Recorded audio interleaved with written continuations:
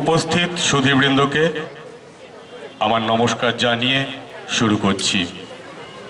প্রথমে দীনেশ দাশের একটি কবিতা। আমাদের চিন্তায়, চেতনায়, মননে যিনি আমাদের সঙ্গে ওতপ্রোতভাবে জড়িয়ে আছেন, সেই কবিগুরু রবীন্দ্রনাথ ঠাকুরের জন্মদিনে কবি এই কবিতাটি শ্রদ্ধার্ঘ্য দিয়েছিলেন। প্রথমে কবি দীনেশ দাশের প্রণবী।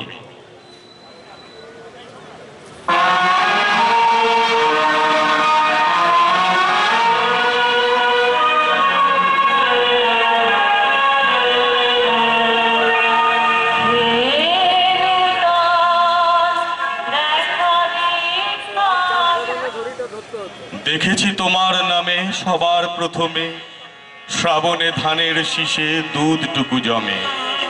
তোমারই তো নামে বৈশাখে আখের খেতে যত বধূ নামে। তবুও হাজার হাতে হাওয়া দেয় ডাক, কোথায় মাটির স্বপ্নে শিলীভূত 25শে বৈশাখ।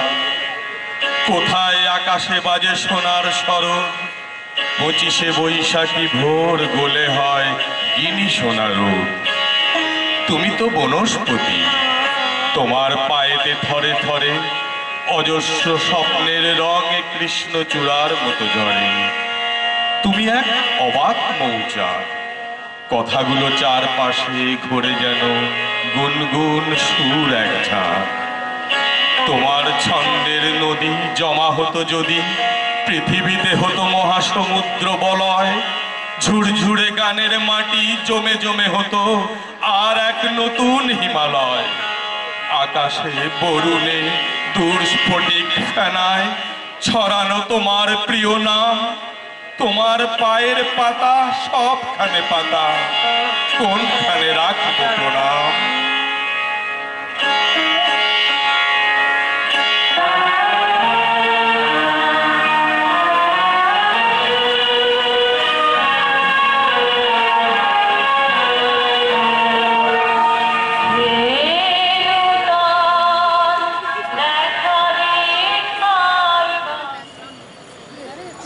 আমার পরবর্তী নিবেদন কবি সুবোধ সরকারের একটি কবিতা।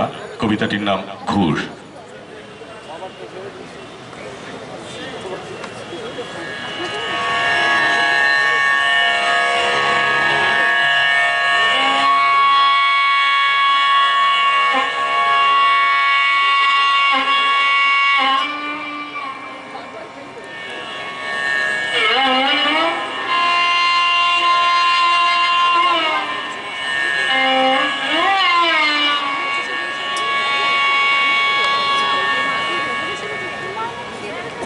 রবীন্দ্র রচনাবলীর নবম খণ্ড দিয়ে চাপা দেওয়া সুইসাইড নোট ছেলেকে লেখা।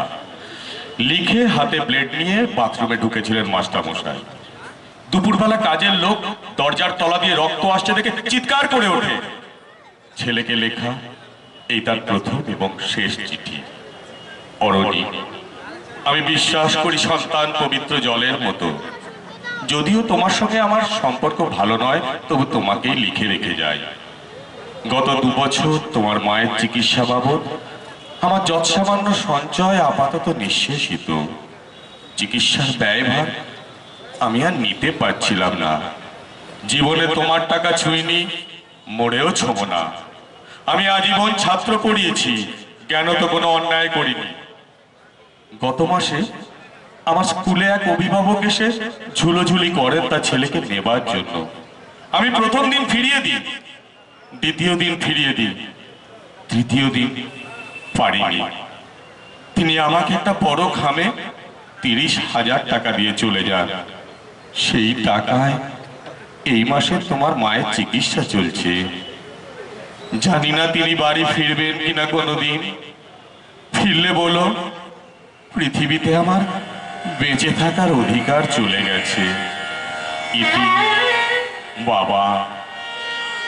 যখন সারাটা দেশ দাঁড়িয়ে আছে টাকার উপর, তখন রবীন্দ্র রচনাবলী দিয়ে চাপা দেয়া একটা সুইসাইড নোট। হাসপাতালে গাছের তলায় গা ছমছম করছিল। এগিয়ে গেলাম সাদা কাপড়ে ঢাকা মাস্টারমশাইয়ের দিকে, একটু বেরিয়ে থাকা পা দুটোর দিকে। ওই একটু বেরিয়ে থাকা পা দুটো যেন ভারতবর্ষের শেষ মাটি।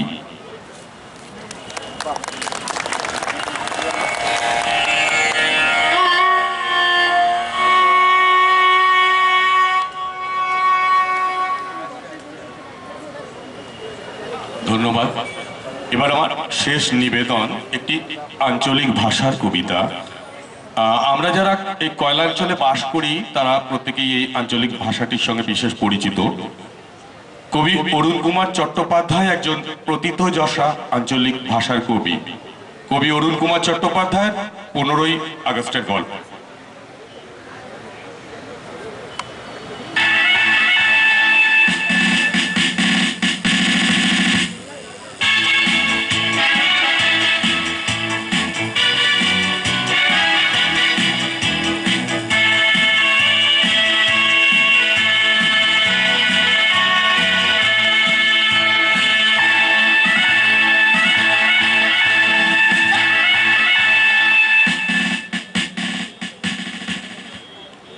হয়গা আমাকে চিনতে লাগছে?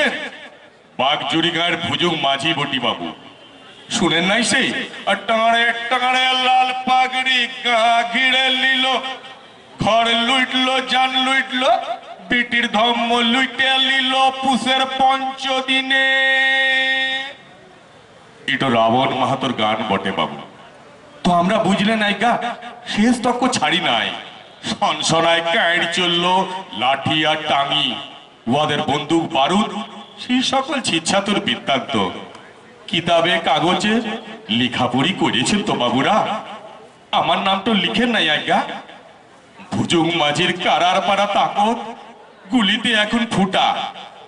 ভুজুং মাঝি ইঠিনে বেগার কুলি খাইছে, সিপিশাল টিরিনে ঝকঝকায় পৌঁছায় দেন কেন দিল্লি শহরটাতে? সোনার মিডেল তামার পাতলিতে লয়।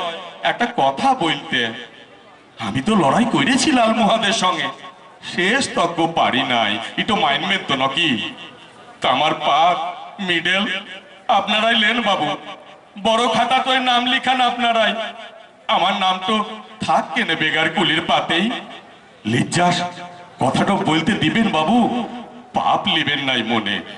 আমার ঘর, আমার খামার, আমার টুকচেক জমিন, সোনার বন্য ধান ফিরায় দেন কেন বাবু? হয় গা শুনছেন? আমার সোনার বন্য ধান শুনছেন আইকা? ফিরায় দেন কেন বাবু আমার সোনার বন্য ধান? নমস্কার, ধন্যবাদ, নমস্কার।